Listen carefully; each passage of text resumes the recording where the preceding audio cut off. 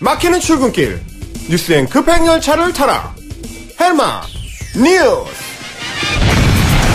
답답한 출근길 진짜 뉴스를 시원하게 뚫어드리는 헬마 뉴스. 오늘도 헬마우스 임경빈 작가 나와 있습니다. 안녕하세요. 안녕하세요. 헬마우스입니다. 저는요, 이 진짜 뉴스를 시원하게 뚫어드린다. 이 표현이 상당히 좋은 것 같아요. 아침에 특히 네. 직장 가기 전에 좀 시원해지면 좋잖아요. 네, 출근길이 좀 뻥 뚫리는 기분으로다가 네, 있습니다. 제가 말하는 시원한 거랑은 좀 다른 얘기를 하시는군요. 네. 자, 오늘 첫 번째 소식은 뭡니까? 자, 지지율 데이터는 하나인데 두 사람이 서로 다른 말을 해서 지금 화제가 되고 있습니다. 그런 게 있어요? 예, 네. 자유한국당 황교안 대표하고 김병준 전 비대위원장 얘기인데요. 어제 이제 황 대표가 충북 도당의 신년회에 가가지고 자신이 대표를 맡았던 1년 동안 성과가 굉장히 많았다. 그중에서도 특히 당 지지율을 굉장히 많이 끌어올렸다. 그러니까 이제 이런 얘기였습니다. 자기가 입당을 했던 지난해 1월 15일 그때쯤 해가지고 한국당의 지지율이 8%였다. 네. 그런데 지금은 지지율이 30%나 된다. 그러니까 내가 당대표 1년 하면서 거의 4배 끌어올렸다. 그만큼 잘했다. 이런 이제 강조를 한 거죠. 그렇군요. 근데 정말 8%에서 30% 정도까지 올라간 건가요? 어떻게 되는 이게 이제 조금 따져봐야 됩니다. 네. 말씀하신 대로 이게 4배 가까이 올린 거라서 굉장히 좀 어떻게 보면 충격적인 그런 수준으로 끌어올린 건데 일단 황교안 대표가 어떤 데이터를 인용했는지를 직접 이제 밝히지는 않았기 때문에 네. 몇 개를 좀 따져봐야 되고요. 일단 그 얘기는 그러니까 1년 전까지만 해도 한국당 지지율이 10%가 안 됐다라는 얘기는 바로 직전에 그 당을 총괄했던 김병준 비대위원장 입장에서는 살짝 기분이 나쁠 수도 있는 얘기거든요. 왜냐하면 네. 자기가 그 비대위원장으로서 몇 개월 동안 당을 이끌었는데 지지율 끌어올리지 못했다는 얘기가 되기 때문에 네. 당장 그거를 이제 지적하고 나왔습니다. 김 전 위원장이 뭐라고 했느냐? 무슨 소리냐? 내가 당 지지율을 얼마나 끌어올렸는데 이거 황 대표가 약간 착각한 것 같다. 그러면서 네. 한국갤럽 기준으로 자신이 취임할 때 이미 10%, 근데 자기가 그만둘 때는 20%였다. 네. 그리고 리얼미터 기준으로는 취임할 때 14%, 나올 때 30%였다.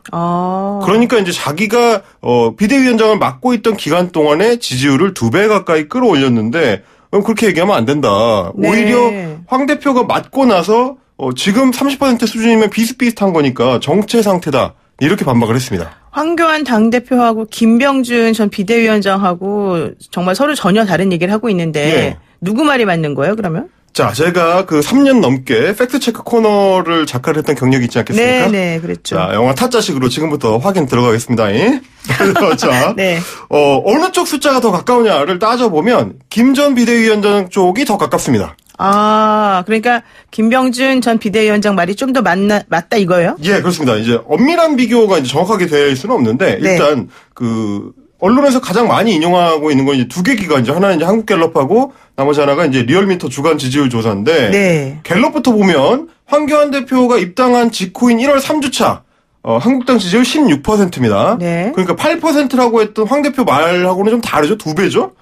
그리고 이제 김병준 비대위원장 같은 경우에 말했던 거 자기가 이제 비대위원장을 맡았던 2018년 7월 한국당 지지율 10%. 그러니까 이건 딱 맞습니다. 네. 그리고 이제 19년 2월에 비대위원장 마칠 때는 지지율 19%. 살짝 조금 올려잡긴 하셨는데 비슷합니다. 20%에 가깝게 나왔고요. 네. 그러니까 이제 이거는 이제 김 전 비대위원장이 말이 맞고 리얼미터 같은 경우는 이게 조금 더 차이가 큽니다. 황교안 대표의 입당 하루 전날 1월 14일이죠? 네. 그때 지지율이 23.9%. 그러니까 황교안 대표가 얘기한 8%에 비교하면 3배였던 상태였고요. 그때 당시. 김 전 비대위원장 같은 경우는 임기 시작 직전에 2018년 7월 2주차 17%. 네. 전당대회가 있었던 2월 마지막 주 2019년 2월 마지막 주에 28.8%. 그렇군요. 그러니까 사실 김병준 전 비대위원장이 그만둘 때가 황교안 당대표가 취임하던 때 아니에요? 그때랑 이제 맞물리는 원래 같아야 되잖아요. 그러니까. 근데 이렇게 좀 서로 다른 주장을 하다가 김병준 전 비대위원장의 주장이 조금 더 맞는 것처럼 조금 더 맞고요. 보인다. 그리고 이제 물론 이제 김병준 비대위원장도 자신이 그 퇴임하던 시점의 지지율을 한 1, 2% 정도 약간 손보시긴 했는데 그 정도는 뭐 이제 애교로 봐드리는 걸로 하더라도 성과 부풀리기야 뭐 어떤 당대표든지 다 하는 거긴 한데 네. 황교안 대표 같은 경우는 이번엔 좀 과하셨다. 이제 이렇게 볼 수 있을 것 같습니다. 그러면 김병준 전 비대위원장이 갑자기 이런 얘기를 하면서 서로 간에 조금 긴장감을 고조시킨 이유가 총선에 나오시려고 그러는 겁니까? 뭐 김병준 비대위원장이 이제 자신은 험지에도 수도권 험지에도 출마할 수 있다는 걸 이제 공공연하게 밝혀왔었기 때문에 네. 그런 맥락도 있겠고요. 사실은 이게 전임자와 현임자가 숫자 가지고 이렇게 논박하는 게 이제 그렇게 썩 좋은 모양새는 아닌데 네. 이 두 분이 다 이제 자유한국당의 유력 대선 주자다 보니까 어떻게 보면 이제 서로 좀 견제하는 그런 어떤 모양새가 된 것 같습니다. 그렇군요. 그러면은 어쨌든 뭐 서로 견제한다고 치고 황 대표는 어디 나가신다는 거예요? 지금 당내의 이야기를 들어보면은 종로 쪽으로 좀 굳힌 것 같다는 얘기가 있는데 그거는 조금 더 지켜봐야 될 것 같습니다. 종로를 굳힌다. 어제 이제 박지원 그 대한신당 의원 같은 경우는 못 나올걸요?라고 이제 하기를 했었기 때문에. 저도 그렇게 잘 모르겠네요. 자, 그다음에 두 번째 소식은 뭡니까? 두 번째 소식은 우리 진행자께서 좋아하실 만한 약간 귀엽고 따뜻한 소식으로 준비를 해봤습니다. 저 귀엽고 약간 똥통하고 이런 거 좋아해요. 네, 그런 동물인데요. 원뱃이라는 오스트레일리아 지역에만 이제 서식하는 좀 대형 쥐 내지는 코알라, 캥거루 이걸 이제 섞어 놓은 것 같은 유대류라고 하죠. 이제 아기 주머니를 가진 동물. 네. 그런 이제 좀 특이한 동물인데 최근에 호주에서 이제 초대형 산불 사태가 엄청 계속 번지면서 그 시름이 깊어지고 있는 와중에 이 원뱃에 대한 훈훈한 이야기가 좀 화제가 되고 있다고 합니다. 그러니까 호주는 지금 사실 4개월 정도 지금 계속 산불이 안 잡혀서 힘들어하고 있는데 동물들이 많이 그렇게 피해를 입었다는 소식이 있었는데 이 원뱃에 대한 얘기가 그래서 나왔군요. 지금 뭐 추정하기로는 약 10억 마리 이상의 동물들이 희생된 것으로 지금 알려져 있는데 10억 마리요? 뭐 이제 미생물이나 뭐 곤충들까지 포함되는 걸 텐데. 네. 이 와중에 이제 원뱃의 그 이타적인 습성이 화제가 됐습니다. 얘가 이제 평소에 땅굴을 파고 생활을 하는데 생태학자들의 기록에 따르면 화재 같은 이제 대형 재해가 닥쳤을 때 다른 동물들이 자신의 굴로 피신하는 거를 이제 개의치 않는다고 알려져 있습니다. 그러니까 너도 들어와라 나랑 같이 숨자 이런 거예요. 굉장히 좀 이타적인 행동을 한다고 하는데 오히려 어떠냐면 이제 양치기 행동이라고 해서 그 위험에 처한 작은 동물들을 자신의 그 동굴로 안내하는 그런 행동을 보이기도 한다고 해요.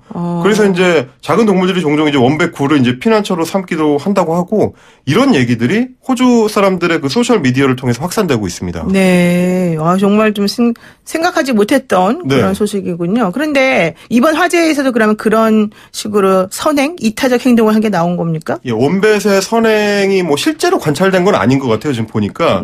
워낙 이제 화재가 규모가 컸었기 때문에 그런 거를 일일이 좀 확인하기는 좀 어려운 상황인 것 같은데 다만 이제 호주 연방정부가 이번 화재와 관련해서 곳곳에서 구멍을 드러내고 좀 무책임한 태도를 드러내기도 해서 여기에 이제 실망한 호주 시민들이 원뱃 같은 동물한테서라도 일종의 슈퍼히어로를 기대하는 그런 심리가 좀 반영이 된 것 같습니다. 그러니까 확실하진 않지만 어쨌든 원뱃 얘기를 하면서 좀 마음의 위안을 삼아라. 이런 의도로 보인다 이런 거죠. 그 슈퍼히어로가 연방정부에서도 좀 보여달라 이제 이런 얘기인 것 같습니다. 네, 좋습니다. 자, 세 번째 소식은 뭡니까?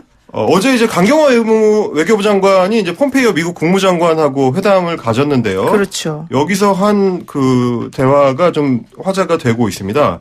뭐라고 했냐면 강경화 장관이 특정 시점에 따라서는 남북 관계가 북미 관계보다 먼저 나갈 수도 있다. 이런 입장을 밝혔는데 그러니까 이제 북미 대화가 지금처럼 교착 상태가 이어진다면 이 상황을 좀 타개하기 위해서라도 남북 관계를 먼저 좀 진도를 뺄 수도 있다. 이런 얘기입니다. 뭐 예를 들면 남하고 북 사이에 철도를 좀 더 연결한다든가 이런 걸 말하는 거예요? 철도 얘기가 이제 구체적으로 진행이 뭐 된 것 같지는 않고요. 어제 이제 강경화 장관이 주로 이야기했던 거는 이제 개별 관광 내지는 이산가족 만남 뭐 이런 얘기들이었습니다. 그랬군요. 그러니까 이제 다른 나라는 다 북한에 대한 개별 관광을 허용을 하고 있는데 우리만 너무 스스로 제약을 하는 거 아니냐 이런 얘기도 했고 최근에 이제 북한이 이제 원산의 관광지 개발이나 금강산 관광 등에 대해서도 이제 상당히 공을 들이고 있는 상황이기 때문에 개별 관광이 어떻게 보면 대북 제재에 그 해당하지 않는다는 그런 시각들도 많아서 우리로서는 일종의 돌파구가 될 수도 있다. 그런 얘기인 것 같습니다. 그렇군요. 근데 강경화 장관이 미국에서도 좀 이해를 했다 이런 얘기를 하긴 했어요. 예, 그게 이제 맥락을 보면은 조금 애매한 측면이 있어서요. 좀 자세하게 들여다볼 필요는 있습니다. 강경화 장관은 뭐라 그랬냐면 미국이 우리의 의지나 희망을 이해하고 있는 상황이다라고 했는데 네. 그러니까 이해한다는 거하고 뭐 동의하거나 지지한다는 거하고는 외교적으로 봤을 때는 약간 차이는 있거든요. 그렇죠. 어떻게 보면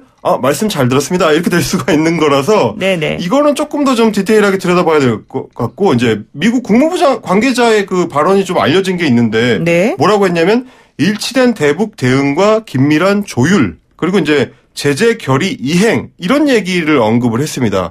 맥락만 보면 지금까지 하던 얘기에서 이제 크게 달라지지 않은 거라서 그렇죠. 우리가 좀 적극적으로 나가겠다는 의사 전달을 했고 미국 입장에서는 아직은 좀 원칙적인 입장을 견지하고 있는 것 같다. 지금 그런 상황인 것 같습니다. 네, 그랬군요. 근데 어쨌든 지난해 하노이 그 북미회담 결렬 이후에 사실은 조금 여러 가지로 상황이 안 좋지 않습니까? 예, 좀 이게 교책 상태가 좀 길어지고 있어서 우리 입장에서는 어떻게 이 상황을 좀 타개해 볼까 하다가 아마도 2018년 2월에 이제 평창 올림픽 사례를 생각을 하는 것 같아요. 이제 남북 관계를 먼저 좀 진도를 빼면 네. 그거에 따라서 이제 북미 관계를 좀 견인할 수 있는 그런 좀 흐름을 만들어 보려는 것 같은데 상황은 앞으로도 좀 더 지켜봐야 될 것 같습니다. 네, 그렇군요. 알겠습니다. 오늘 말씀 여기까지 드릴게요. 고맙습니다. 감사합니다. 네, 지금까지 헬마우스 임경빈 작가였습니다.